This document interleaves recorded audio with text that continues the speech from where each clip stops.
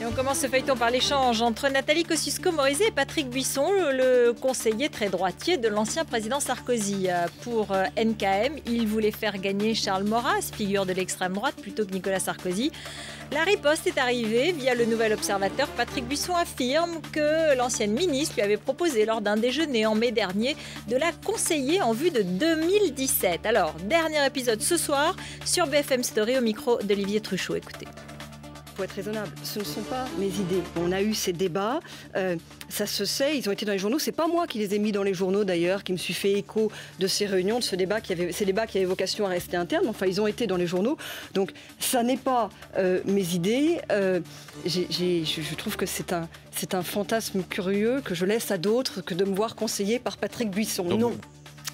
Et bonnet d'âne pour Christian Estrosi, retombé en enfance, il a critiqué un peu comme à l'école le discours de politique générale de Jean-Marc Ayrault. Écoutez. Zéro mesure d'économie d'annoncer, zéro espérance pour les Français, 0 plus 0 égale la tête à Ayrault. Pardon.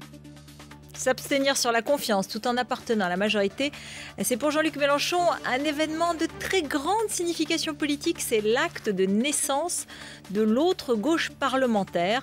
Confidence de l'ancien candidat à la présidentielle sur son blog depuis Caracas, où il assiste à un forum de mouvements d'Amérique du Sud.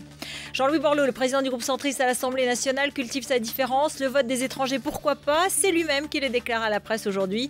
Je pense que les avis ne seront pas totalement convergents chez nous sur cette question. En tout cas, il est assez lucide là-dessus.